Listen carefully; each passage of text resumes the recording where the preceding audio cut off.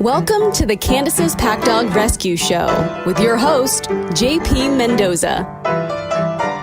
Thank you very much, Taniya. Real quick, I wanted to read an email that I received from Carla, who lives in Australia, which is mind-boggling to me that somebody from Australia is actually listening to my podcast. But anyways, part of her email says, I've recently started listening to your podcast after seeing Sherry, that's Sherry Wolf Lucas, repost your pages on Instagram. I so connect with what you're saying and where you're coming from. I live in Australia and had planned to attend Caesar's Fundamentals program, but COVID got in the way. My plan was to follow up this year with attending one of Sherry's workshops. I just wanted to say what an inspiration you are to me, to know that I am not the only one with the concerns and needs to work with dogs, other than my own, to gain experience. And later in her email, she also says, I have been approaching my local rescues and offering to work with their dogs from my experience and to help the dogs become balanced. Sadly, they aren't as receptive as I thought they would be to my offer. Well, Carla, thank you so much for your email. It's really, really humbling. I got your email just at a random time of the day, and it was one of those things where I had to kind of stop and reflect, like, wow. It's just a reminder that people from all over the world have access to podcasts, and even people like I've never met, like yourself. So again, thank you for the email. And as far as your local rescues not being responsive to your offer, just keep trying. Eventually, you will meet like-minded people, and you only want to do good by the dogs and to gain experience for yourself. So just be persistent, and eventually it will happen. All right, we're taking a break this week from the Lucas Agnew Workshop interview series to bring you someone that's really special to me. When we moved here to Gainesville, Florida, I had the goal of learning hands-on from an experienced dog psychology-based trainer. Well, the stars aligned and the universe delivered. I found Jimmy and his wife Taniya, and they welcomed me with open arms. I'm truly humbled by the level of trust and encouragement that I've received from them. I also feel very lucky to train and learn from him every day. Keep in mind, English is not his first language, but I think he did great. Please welcome the head trainer of Casper's Camp Hope here in Gainesville, Florida, and my mentor, Jimmy Nievez.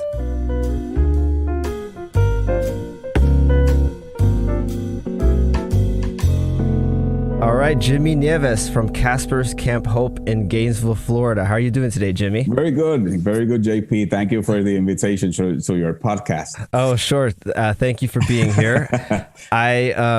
First of all, this is an honor to have you on because I work with you all the time, and to be able to share you with the world, or whoever's listening, it's cool to be able to share the knowledge and just kind of share the story of how we connected and things that you're doing here in Gainesville, because maybe a lot of the English speaking audience might not know you, so I wanted to get you out there and just kind of share who I'm learning from on a regular basis. So again, thank you. And on my part, it will be a challenge because of that. And it's weird because I can write very good and proficient. It's the word. Proficient. But when I try to speak, I first think in Spanish and then translate. It's like a instant Google's translate in my mind. Yes. And I was just going to mention that just for everyone listening, English is not your first language. So again, I really appreciate you doing this. I could not do this in Spanish. So I really appreciate you taking the time to work with me on this. First question for you. Actually, you know what? Before I even get to that, I like to start every interview that I do by coming up with something that I have in common with who I'm speaking with. And there's something that you told me once that we have in common, right? Obviously, we both, work with dogs, but that doesn't count. So you were into bodybuilding when you were younger. Is that correct? Bodybuilding and powerlifting and some martial arts. Yeah. Oh, okay. All right. What martial arts? Well, I did some karate, Japanese karate, and some jiu-jitsu, aikido first. It was Japanese, like an introduction. Yeah. Japanese jiu-jitsu. Yeah. Oh, that's cool. And also in the neighborhood, it was a tough neighborhood. We were very fans of Bruce Lee movies, and we tried to just be very creative and learn from here and there. Those were the days of the initial days of what we know of USC now. yeah, definitely. I know. Yeah. And I know when I was in high school, I got very into lifting and all the bodybuilding magazines. And I used to read the Muscle and Fitness and Flex magazine. And I don't know if it was the same because you're from Puerto Rico. Yeah. I don't know if the culture was the same, but when I was in high school, we were very into the supplements and the protein shakes and the creatine. It's the same thing over there, right? Yeah, it's the same. Yeah. But I also was interested in the strength feats and being stronger. That's why I also practice powerlifting, but powerlifting, it's much tasking on your body and joints and my hips. That's why sometimes when it's too cold or something like that, I limp a little bit. Sure. It's Very stiff. It's the age. Sure. Do you... actually, I didn't know that you were into martial arts, so that's something else that we have in common. So that's really cool. But you should know the clues because one day you were with some T-shirt, and I asked you, and that doesn't happen when somebody knows nothing about the subject. It's like in dog training. There's some cues and things that when somebody approaches you and speaks to you, you have an idea. This guy knows something about dog behavior and training. Yes, you did. When you asked me, I think it was actually this shirt that I'm wearing right here, because on the back it says Gracie Jiu-Jitsu. Yeah. And you did Gracie, ask. Gracie is very big name in Jiu-Jitsu. He started all the movement. Right.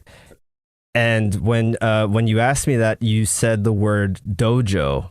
Yeah. And you asked me where my dojo was, and I thought about it later, and I was like, not a lot of people use that word when they're talking about martial arts. So yeah, that should have been my first clue. But the other thing that we have in common, Jimmy, is that you have a background in professional broadcasting. Yeah. Yes, and I also used to work in New York City in news media, things like that. So this is the pressure is very high for me here, Jimmy, because you're a professional radio man. So I'm trying to be professional here. Yeah, don't be so professional, because my career in radio and TV was about being a fool, doing jokes, that kind of show. Okay. Yeah. Okay. Now I'm out of that part of the business. I have a radio show for the Orlando market, but it's another thing. It's more like DJ and a salsa format. It's not a talk show like I used to do. It's you told me it was a salsa station, right? Yeah. Well, right. I'll tell you the same thing I tell most people that I meet that want to speak to me in Spanish. I tell them my salsa dancing is way better than my Spanish speaking. Well, my salsa dancing is way worse than my English. I'm a very bad dancer. Yeah, okay. Well, it's all the powerlifting, Jimmy. You got stiff from the powerlifting. Yeah, maybe. I never was a good dancer. Okay. So how do you go from professional broadcasting to working with dogs? Like, what's the story? How did you make that transition?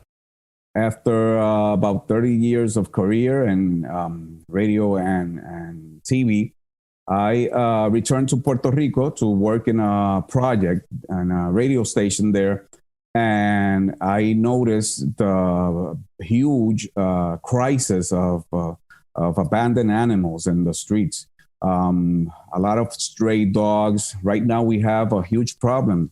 It is estimated that we have 300,000 to half a million stray dogs in Puerto Rico, because it was about 300,000, but after Maria, it got worse because many people just left the island and left their dogs behind. And it was very bad situation. But before that, I saw what was happening, and I started to get involved with some nonprofit organizations like the Humane Society of Puerto Rico and other rescue groups. And that's the way it started. It just, things happen. I don't know. It's just like God acts. It's Sure. mysterious. Yeah. Sure, it was like a calling. Did Yeah, you have dogs as a kid growing up? I always have had dogs, and I always enjoyed dogs, and like had some kind of an understanding with dogs. I don't know. It was energy. Maybe it has to be with leadership, because it has to do with that. But I also always were very compassionate about dogs, and since I was a little kid, I always had dogs. Yep.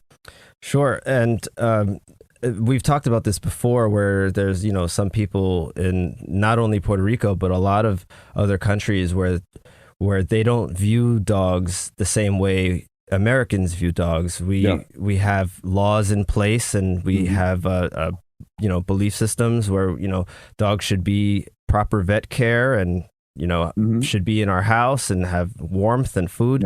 But unfortunately, not everybody has that kind of thoughts outside the country. Did you see a lot of things in Puerto Rico that you just didn't agree with, even at a younger age?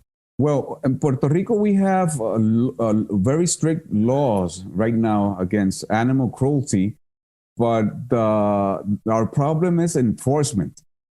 We have to keep educating authorities and the legal system, so they treat these cases with the same seriousness or responsibility of any other cases.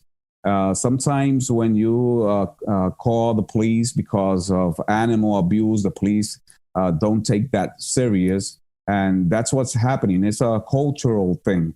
And we have to keep doing some more education so the mentality changes in Puerto Rico and other places like the Dominican Republic, like some other countries in Latin America that we are very, very bad in how we treat animals.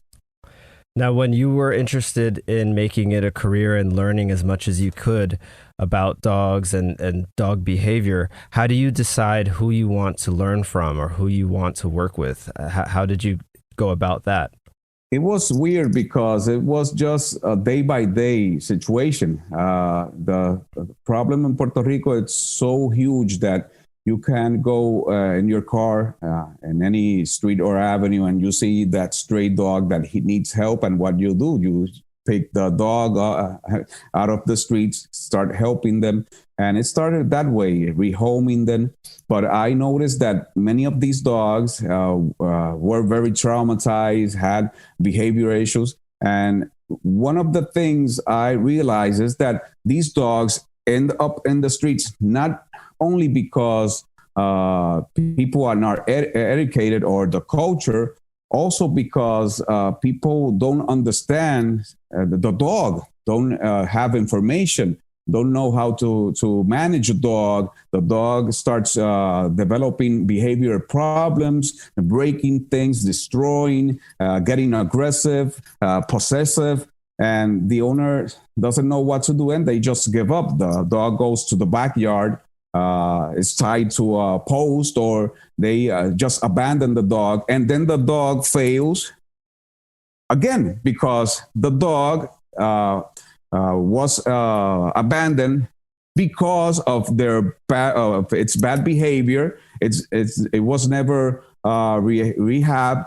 then it ends up in another family's home, and it's just a cycle that never ends for that dog, and he keeps failing and failing until he's killed, or Sure, yeah. Yeah. It is crazy what goes on in the cycle that repeats. Dogs coming in and out of shelters or bad situations because people don't know what to do and they give up on the dogs. And that's how I understood that something was missing in the puzzle of these organizations and rescuers. They do a good job of taking out of the streets these dogs, of fostering them, taking care of them, taking care of their vet needs. But in that part of helping them with their behavior problems, they don't have the tools, they don't have the knowledge. And was the missing link. And that's why I was interested in start learning. And I'm a very obsessive, compulsive person. When I want to learn something, I start searching and trying to get information and get education. And I am a perfectionist. That's one of my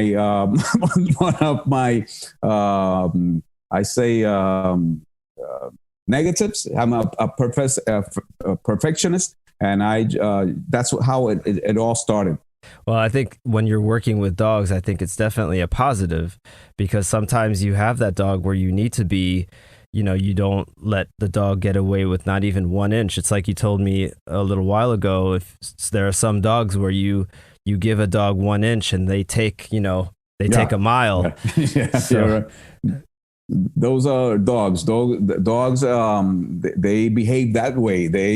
When they're in their pack, if one dog gives them 1 inch, then there's an opportunity for this dog to take the other dog's place. It's just how they act. Yep. So Jimmy, can you talk about the story behind Casper's Camp Hope and your dog Casper, who your company is named after? Can you talk about how you started the Casper's Camp Hope and the story behind the dog that it's named after? Well, we were rehoming dogs and helping dogs, but one day at the gym, we were, after one of the training sessions, we were out of the gym, and it was in a second floor. We were going down the stairs, and I felt this presence. It was something below the stairs, and when we looked at it, it was this white albino dog. We were not sure what it was, and we noticed it was like a white pit bull. It was in very bad condition, and there I started making like some kind of relationship or friendship with the dog, because he was hungry, he was in bad shape. And every time I got to the gym, what I did was take some food and give him some food, water. And I started writing these little silly, funny stories about our friendship. It was like a friendship, and it started like my pana Casper, that in English it means like my buddy Casper, and every day it was a different situation, and the situation was based on things that really happened and fiction that I created when I wrote about it, and it started to take track on my social media, because I had already a very big following from my radio TV days. And it was mysterious, because that audience, many of them were just turned off because of the subject. They didn't, they were not interested in that subject. But more audience, a new audience started coming in to read and enjoy those little stories. And Casper in Puerto Rico started to get some track and a name, and mainly in the rescue community, or rescuers communities. And after that, we started helping this dog. I took him home, gave him a bath, took him to the vet, and many people were interested in having him and adopting him. But it was always something like, okay, I have a mechanical taller. How I say taller? When you have a mechanical place that you bring the cars to fix. Like a mechanical shop. An auto shop. Yeah, I have an auto shop, and it has some kind of yard. It would be a good protection dog for that. Or I have, I don't know, a land that I cultivate some fruits and vegetables and whatever, and it will be a good guard dog. And he was not a guard dog. He was another thing. He was a very sensitive dog. He was very mellow. He was not built for that. And when we went to the vet that they checked him out, the vet confirmed that he was deaf. And the vet told me, okay, he's in the right hand. He's with you. You should just keep him. And that's how it started. To all the things that I were learning, then I started learning hand signals for deaf dogs and started learning other things. And that's how it all started, with that little thing that Casper brought to our lives. That's an awesome story, Jimmy. I didn't know about the stories that you would write to your already established audience. And of course, some people don't really care about dogs, so I guess maybe they got dropped off. But then you gained even more people because people love animals. So that's a great story. I want to tell you the story. I'm not sure if I ever got to tell you the story about how I found you and how we got connected. Yeah, I would love to know. Okay, I'm curious. All right, great, because I think this would be interesting for people to listen to as well.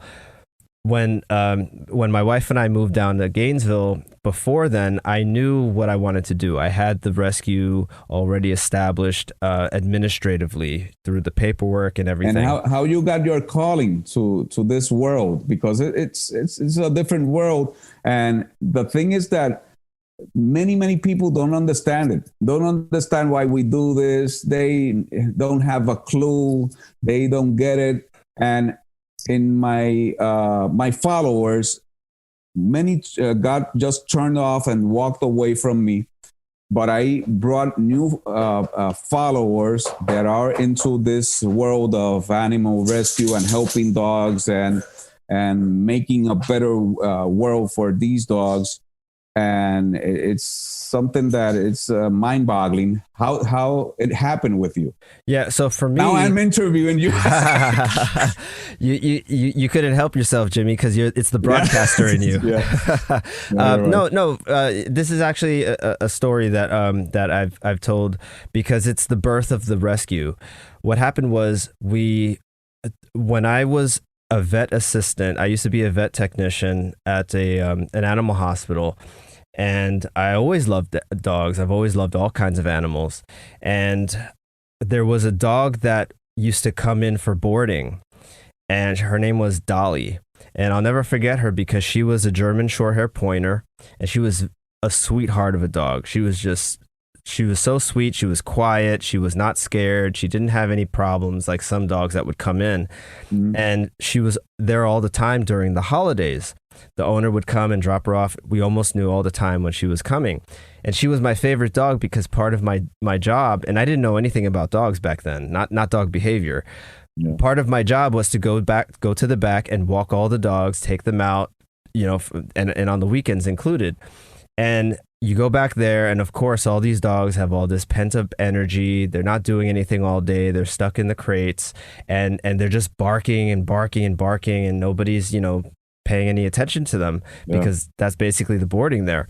And I remember every time I would go back there, all the dogs would be barking their heads off, but Dolly was the one dog that was just curled up in a little ball on this little towel that somebody gave her.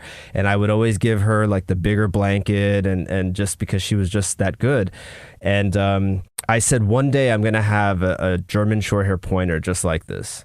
I didn't know anything about dogs, so I thought, basically, if I just get that same kind of breed, it's going to be about the same kind of dog, right? Yeah. So fast forward a few years, Andrea and I were thinking about adopting a dog, and I go onto a pointer rescue website, and I make just all the mistakes you can imagine. I'm just I'm looking at all the pictures, and I said, oh, this one is cute. Oh, this one's really beautiful.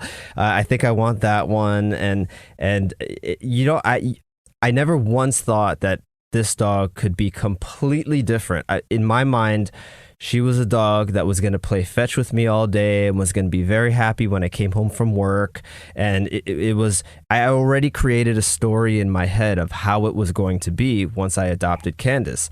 So we found Candace online, and we did not meet her in person. Everything was right on the spot. So we did all the paperwork through the website. We paid the adoption fee, and they said, okay, great. We'll arrange for the transport to you. So we waited a few days, and we had to go and meet the foster parents, and they brought us and said, hey, here's your dog. Congratulations. They hand me the leash, and Candace is, she's super fearful. She's super scared. Her tail is tucked in between her legs, and we're very happy at this moment, so we don't really notice it. But, she's just a very fearful, back of the pack kind of, scared dog. She's very sensitive.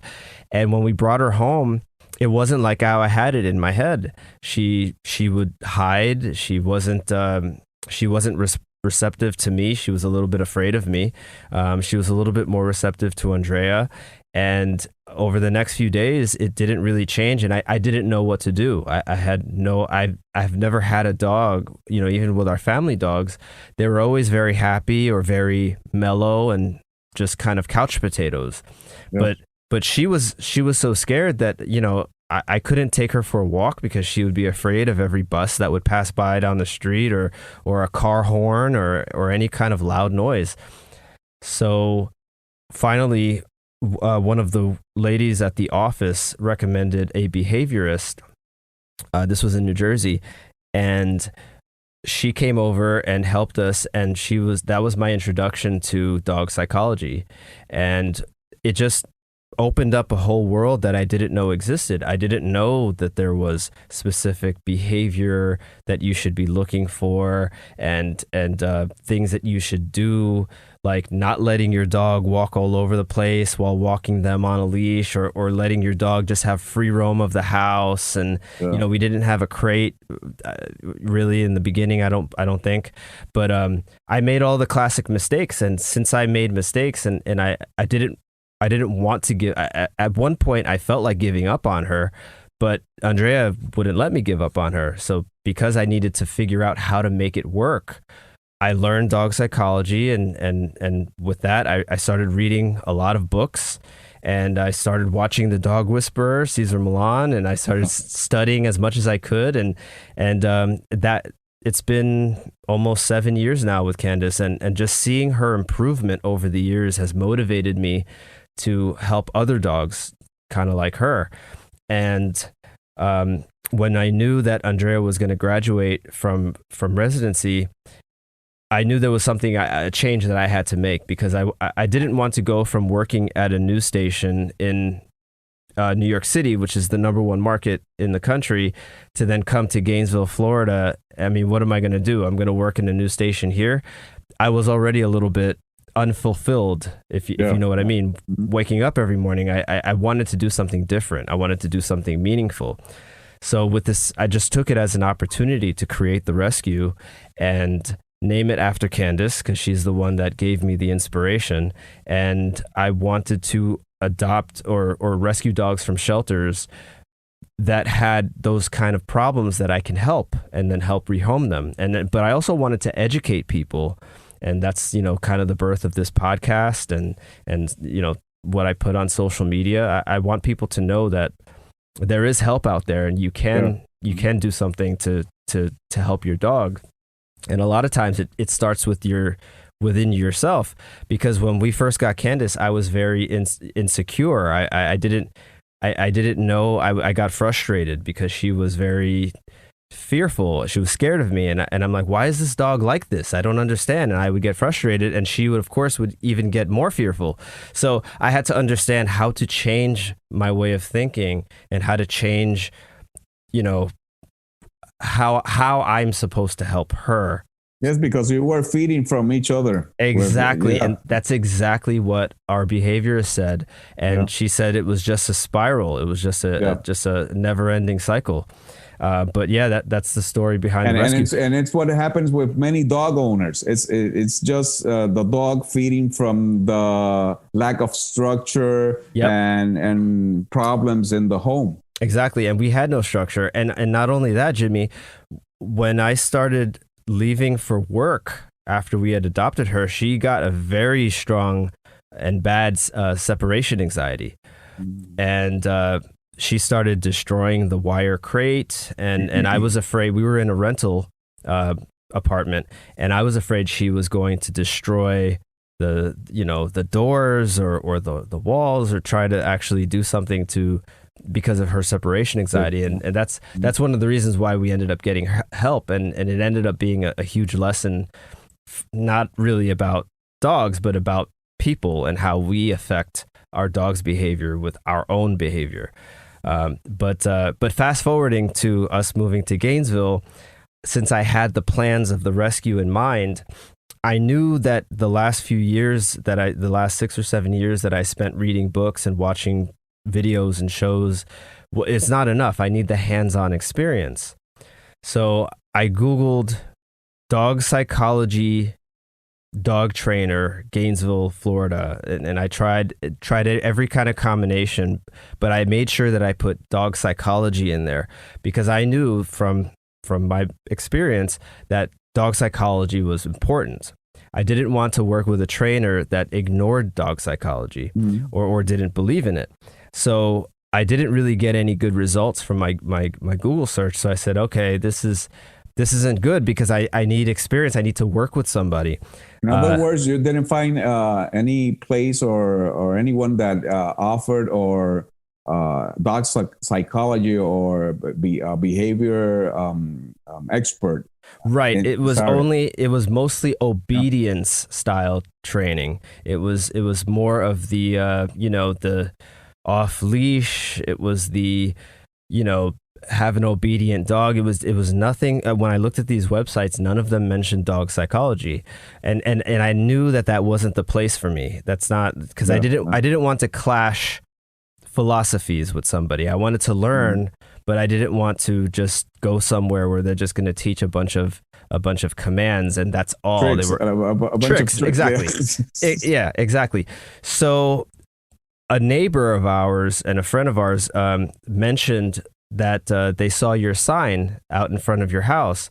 So we drove by, saw the sign, and you have your website on the sign.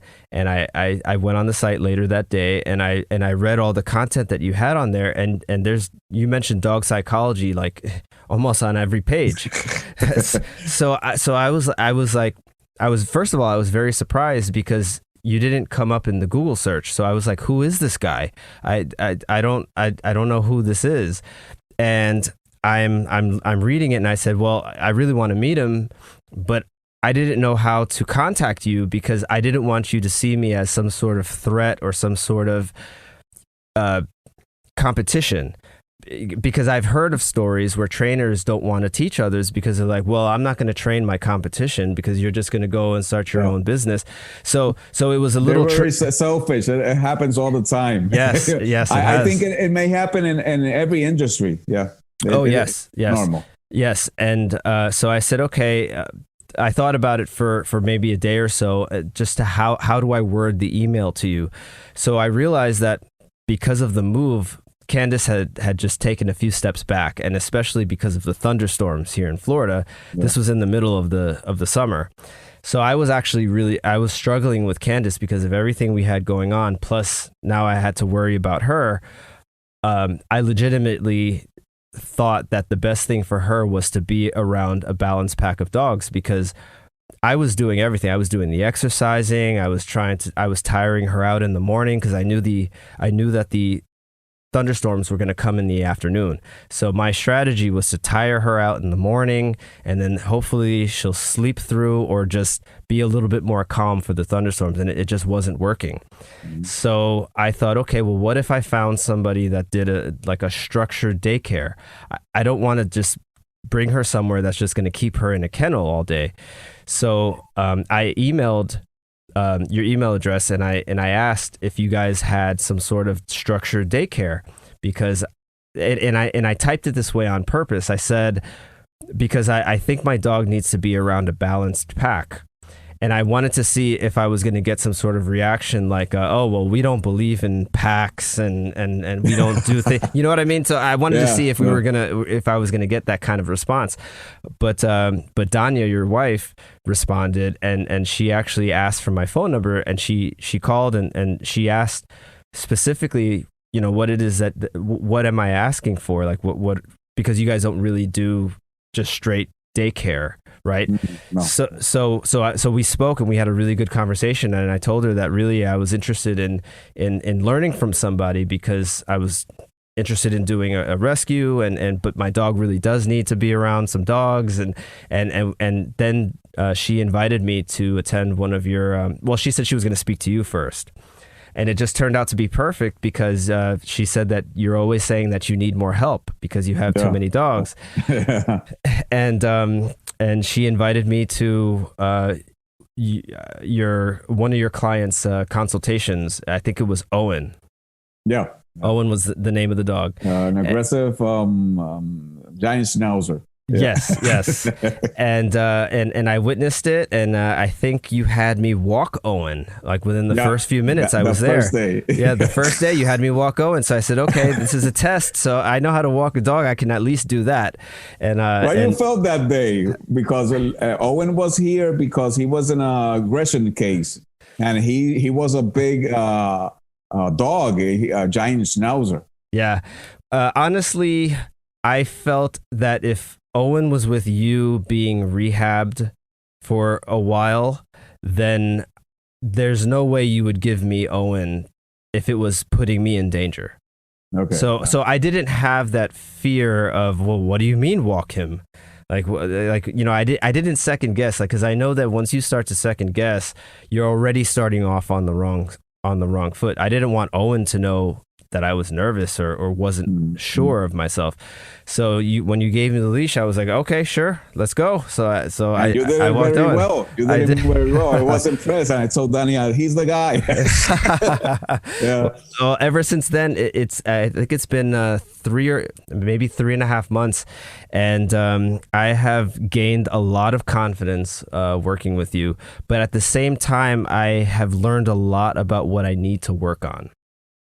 And it's the perfect situation because, like I said in the beginning, I needed to expose myself to different dogs, different personalities, client dogs, your own personal pack. Having Candace there has helped her.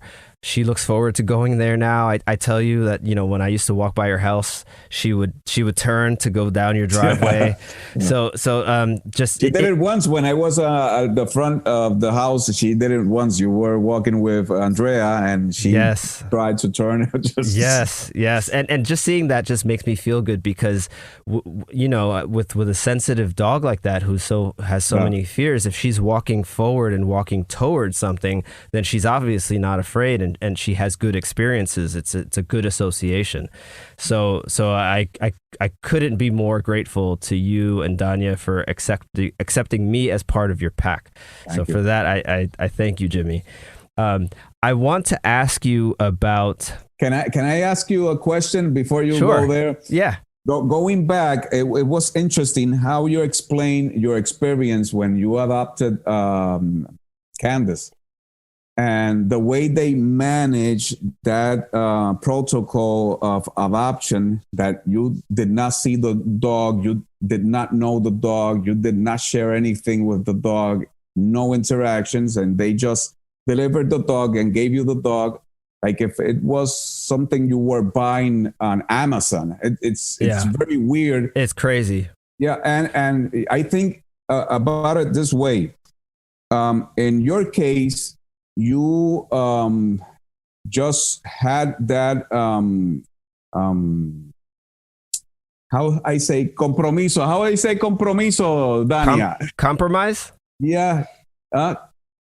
Commitment. That Commitment. commitment. Okay. Yes. To learn and help your dog thrive.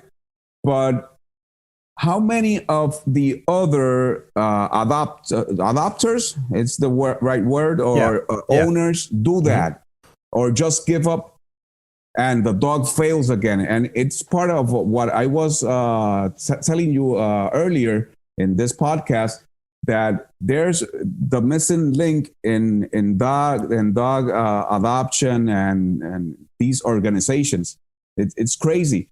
As an example, I have dogs that I help, and sometimes they stay here for longer because my process, I don't ask for money. I ask for anything. I just ask the people that are interested to come in, see the dog, share something with the dog, walk the dog, see how if that it's a right match, they click, and then that's the right family.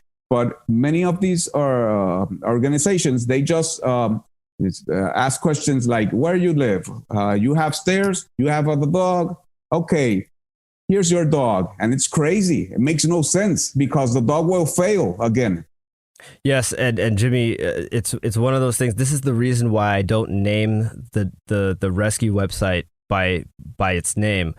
Yeah. We had such a bad experience. Now, obviously, I do not regret adopting Candace and actually getting her, but the whole experience from beginning to end, it was crazy. It's like they just wanted the adoption fee. I just had to answer a few questions, questionnaire. They sent one person over to our apartment, I guess, just to make sure we had walls and windows. You know what I mean? Yeah, and you know, we had, you know, an okay apartment, and you know, there was a dog run in the back. They never asked to see it, and we were approved. It really wasn't very hard to be approved.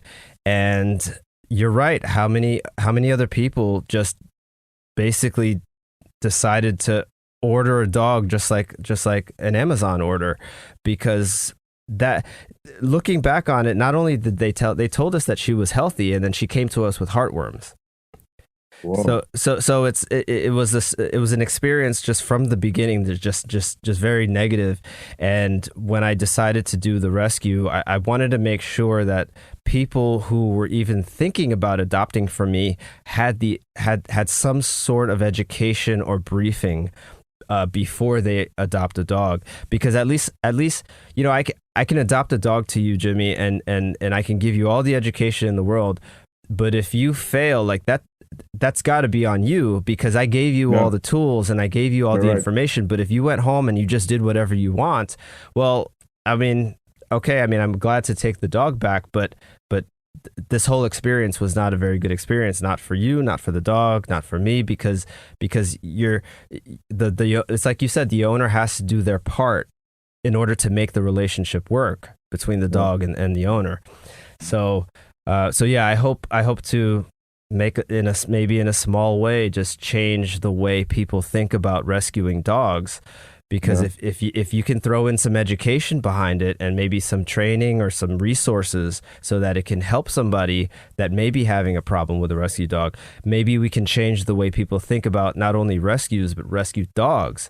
Because there's a lot of people who think that just because a dog is a rescue dog, they come with problems. And that's not true. It just isn't true. It depends on a lot of things. I mean, how many purebred dogs do you get as clients, Jimmy, that where they have problems in the house, but it's a purebred husky, or it's a purebred border collie or Australian shepherd? So I think trying to dispel the misconception of rescue dogs always coming with problems, I think that's also a pretty good mission to have in rescue. But I also wanted to talk about Bernie. Oh. So for everyone listening who isn't familiar, Bernie is a Saint Bernard, and Bernie's owner came to you for help because he had a bite history. Yeah. And they had gone to a trainer before, and the trainer recommended that Bernie be put down. So you were basically Bernie's last hope because he had a bite history, and a trainer already wrote a report that said this dog should be put down. So you were the last hope, and in the end, you ended up taking Bernie, and because it just was not a good match between Bernie and the owner. Yeah, you're right. So you had a Facebook Live video that you showed me where you were at Publix, I believe it was, a supermarket here in Gainesville, and he was laying down on the ground, just as perfect as can be, and a lady walked up to you, and she was from a rescue, and she asked you, "Oh, is that a Saint Bernard? Oh, that's great. What are you doing with him?" And you explained to her that you're helping him with his behavior because he has behavior problems. So you're rehabilitating him. Yeah, modifying his behavior. Yeah. Yes, and her very next question to you was, "Oh, what do you mean by modifying behavior? Do you use torture tools?" Yeah. And your answer to that was, "Well, we save lives." And what she was, I believe what she was referring to when she said torture tools is the e-collar. Yeah. So can you explain the misconceptions behind e-collar and why you think and believe that the e-collar is a valuable tool? Yeah, an e-collar is just a tool. You have a variety of tools, and sometimes a dog doesn't need an e-collar. Sometimes it does. And if you can use the e-collar to help that dog to maybe communicate better with him, rehab his behaviors, sometimes dangerous behaviors like aggressions that will just get the dog killed, then use it. Use it because it's for a greater good. And many of these people that have all these misconceptions, or some trainers that are the so-called positive trainers, all positive trainers, they're doing a lot of harm to dogs, because with a dog that had a bite history, that is out of control, that is in a world of confusion, you cannot rehab that dog just giving him treats. It will not work. It will not work. And what ends up happening is, like in Bernie's case with the previous trainer, the last resort is just put the dog down. Put the dog down. And that's cruel, because you're not giving the dog, because of your misconceptions, the second chance to thrive, to have that opportunity to see things different, to have a new family. It's just, okay, treat didn't work, 100% positive training that is just marketing. That positive training is not a real training term, because there's no positive training. And training, you have positive and have negative. Positive is when you add something to get an outcome or a behavior or a response from the dog. You add a treat, that's a positive. Negative is when you subtract something. When you subtract a treat, that's a negative, and that's it. There's no positive. That's just marketing lingo to sell. And these people in the bottom, they don't care about dogs. They don't just care about doing business and making feel good these kind of owners. And at the end, the dog just fails or gets killed, and it's cruel. Yeah. When I started working with you, and you took out the e-collars, it was one of those things where, it's not so much where I had a misconception about an e-collar, but I just know so many people think about it. And because I've never used it before, I knew that I wanted to get comfortable with it and also try to understand it. I wanted to understand, how do you use it properly? Because like you said, it's a tool. You can use any tool incorrectly, and you can use any tool and be abusive with it. But I wanted to learn how people are actually using it correctly, and in what cases it's appropriate, so that it will help the dog and it will actually save a life. And it's one of the many positives that I've had working with you, and actually seeing firsthand that, you know, an e-collar may actually be great for a dog in a certain situation. So it's like you said, it all depends. It depends on the dog. It depends on the situation. It depends on the behavior problem.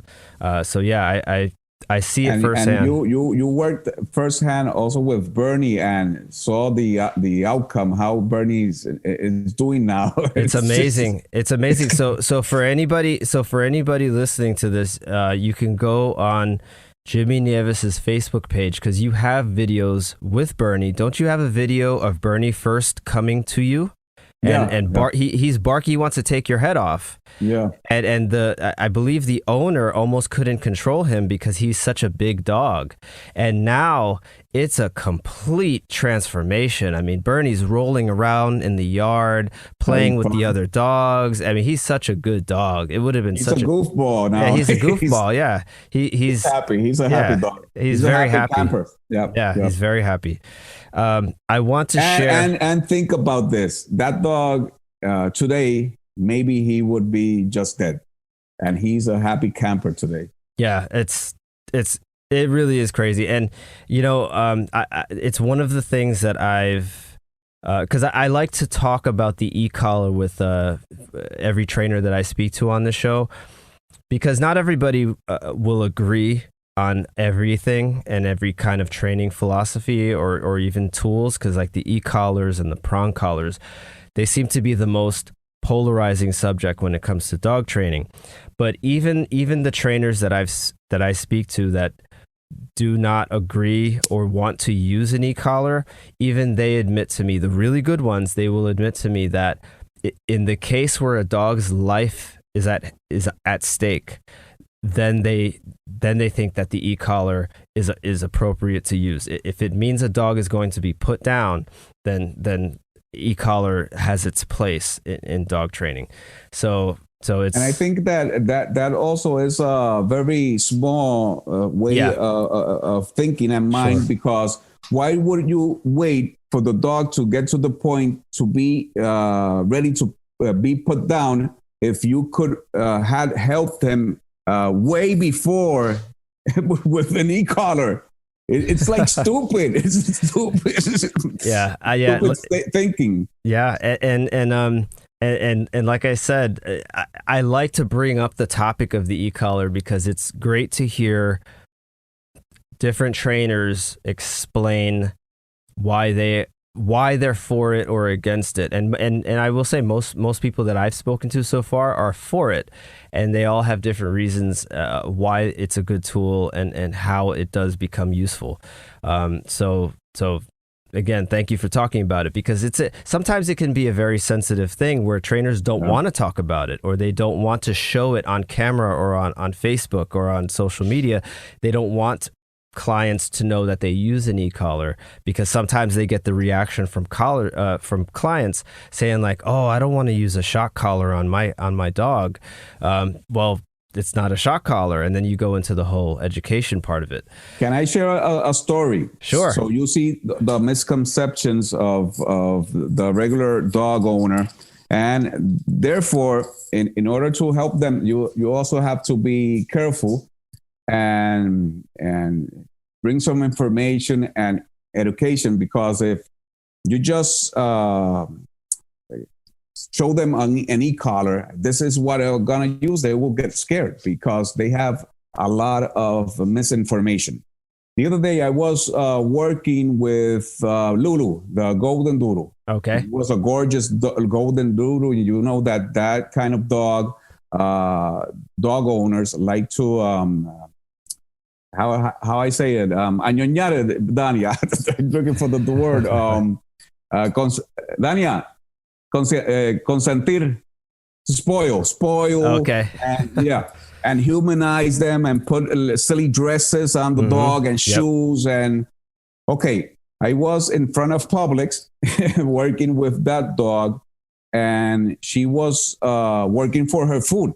That's one of the things we do here. It's not just lapping an e-collar to the dog. We start teaching the dog, making the dog work for their food, and we don't use treats, but we teach the dog to work for the food, so they value their food. And it's a good experience for the dog. I was working with the dog, and this couple of older people came by, and the lady told me, "Oh, those are great treats. She loves them." And I told her, "No, not really. They're not treats.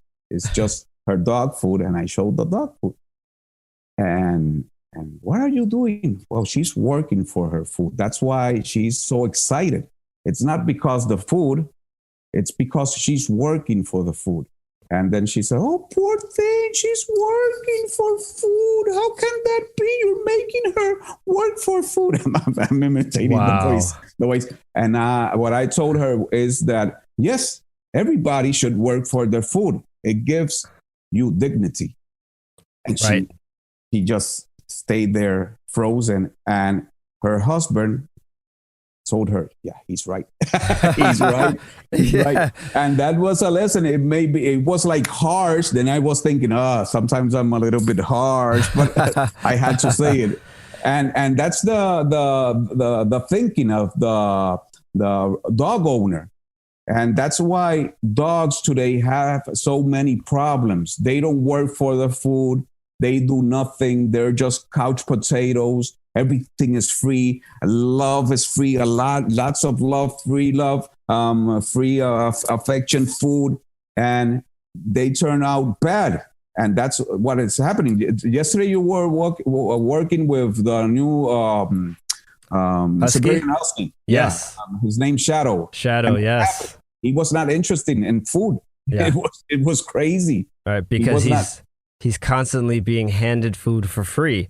So his attitude is, well, why should I have to work and do anything you're saying when I'm just going to get free food later anyway? Yeah. Like a spoiled rich kid, right? Yeah. Jimmy, there are trainers that say that breed doesn't matter, but that can be a misconception. So how do you think that understanding your dog's breed can help people have a better relationship with their dog? Well, breed does matter. Breed does matter because breeds have a certain dispositions, is the word, to do things like a Siberian Husky. A Siberian Husky is, as an example, I had this lady, owner of a Siberian Husky, that she wanted to make out of the Siberian Husky a service dog. Siberian Huskies are not pleasers. Siberian Huskies are very independent. They have their mind of their own. They're very primeval. It's another thing. But she wanted a service dog. And when you start trying to explain that breed is a little bit tougher to do it. It's not impossible, but it's tougher. And sometimes they can be stubborn, and you need the dog to pick something from the floor, and she doesn't feel like doing it, and you're in a big problem. And it was funny because she made a list of tasks and things that she wanted the dog to be teach, like picking up bottles or bringing water bottles and those things. And I had to have a conversation with her. You don't have a Labrador. Labrador is a server. He loves to serve. And even though breed have dispositions to do things, sometimes a dog in that breed will not do it because it doesn't guarantee that all dogs in that breed will be an excellent service dog. It has to do with many things. But yes, breeds have to do a lot with how the dog behaves, what he can do good or do bad. It has to do with that. Yes, it does. And when these breeders start mixing up dogs, they have to be very careful because those experiments don't come up good in some occasions. Right, like the golden doodle. Golden Doodle is a designer dog that, well, it's just business, making money. Yeah. That's a whole other thing, right? With the business behind breeders. Yeah. Jimmy, earlier you mentioned about most of your clients being like Spanish-speaking clients and having different kind of mindsets within the culture. And I spoke to a friend of mine. I interviewed a friend of mine on this podcast. Her name is Jessica Quesada, and she runs Groovy Paws out in Los Angeles. And she was telling me a story about how she has a lot of people who are Spanish speakers, and they tell her things like, "Oh my God, I'm so glad that you're a Spanish speaking trainer and that you're explaining things to me and that you're translating everything so that I understand it, because I went to an English speaking trainer and just the language barrier and I just wasn't confident enough to get my objections across, or I didn't really understand. So I just gave up on my dog. I gave up on the training." Is that a common feedback that you receive when you get new clients? Is that because a lot of your clients are driving up from Miami and Orlando? Do you usually hear that from a lot of your clients? The language barrier. Yeah. Just them not trying, not getting the help. In other words, they feel more comfortable with you because you speak Spanish and they don't feel as if maybe an English speaking trainer was giving them the effort to really try to help them understand what they're explaining when it comes to dog behavior. Yeah, it's part of it's a big part of their decision. What motivates them to make a drive of 5.5 hours to bring a dog, but also I think it has to do with what they see in social media.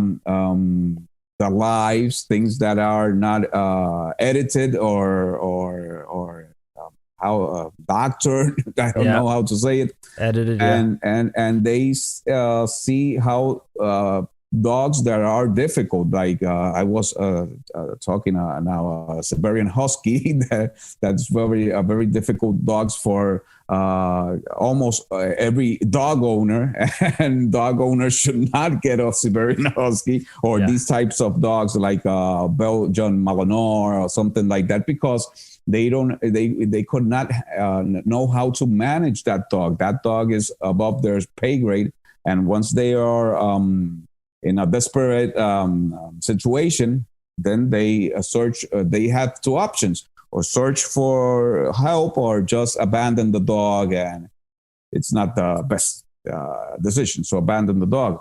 So that's what happened. But yes, the language barrier has to do with their motivation to bring the dog. Yep, it does. And it's funny because something that the dog owner doesn't understand is that there's a vocabulary in dog training. It can be German, it could be Spanish, and it could be English, but there's a vocabulary, meaning that when you train a dog, that I go to JP, okay, train my dog. Then I speak with JP and JP asks me in English, no, Spanish. Okay. That's just phonetical sounds. You can't do it because I can't train a dog in German or Italian. It's just phonetics. And it's a language. It's just those words meaning these behaviors or commands and I just learn those words or the sounds and build up that language for the dog, and he understands those sounds. He doesn't understand words. He just associates the sound with behavior. And when the dog owner comes, after all that work has been done, he's practicing with the dog, and he starts telling him things that are not inside the vocabulary. And I start fighting with them. What are you doing? He doesn't know that. He doesn't know that. Right. And it's funny. And I try to tell them, here are the documents with everything explained. This is the vocabulary. Please try to memorize this. It's very important. But dog owners can be sometimes more complicated than the dog. Right. Right. It's always dealing with the people that are harder. One of the coolest things for me is that since you do have a lot of Spanish speaking clients, I have to direct the dogs in Spanish. So I get to actually practice my Spanish words with those dogs. So that's always cool for me. And something that's very weird, I don't know if you notice it, is that we have some dogs that are being taught that vocabulary in Spanish, other dogs in English. We had the luck that we don't have many people asking for German, Italian, or other languages, but it's mainly Spanish, English. Right. And the dogs, because they're just hanging out together and socializing together, once you start like doing a recall with one of the dogs, come, and the dog comes, the dog turns out to be bilingual in some way, because he starts the dog that is learning the vocabulary in Spanish starts listening to what you're doing with the other dog, and he starts doing the behavior, even if it's not in the language of the vocabulary you're teaching him. And you didn't notice that? Wow. It happens with Max, that he's in Spanish, the vocabulary, but sometimes you call another of the dogs that are the vocabulary is in English. You say, come, and there comes Max hopping like with his prance. Yeah, and Max is in Spanish primarily. Yeah. And it's just another reminder of how dogs are constant observers, and they learn from their environment. So that's a perfect example. Jimmy, I like to end all my interviews by asking 3 questions, and if you can answer in sort of like a rapid fire kind of way. Okay, I try, but I like to speak a lot. Yeah. So these are three quick answer questions, and they're very easy. You ready? Yeah. All right. Okay. What's the one thing that you wish dog owners would understand? Things they need, like 3 basic things that are supervision, restriction, and socialization. If they have that tied down, it will be much easier to manage. Okay. What's the one thing you wish dog trainers would understand? Dog trainers, that in order to help a dog, you cannot limit yourself. You have to be creative and use whatever tools are available to save that dog's life. And don't wait until it's too late, until the dog is almost about to die to make that decision. And the last one is a little bit tougher.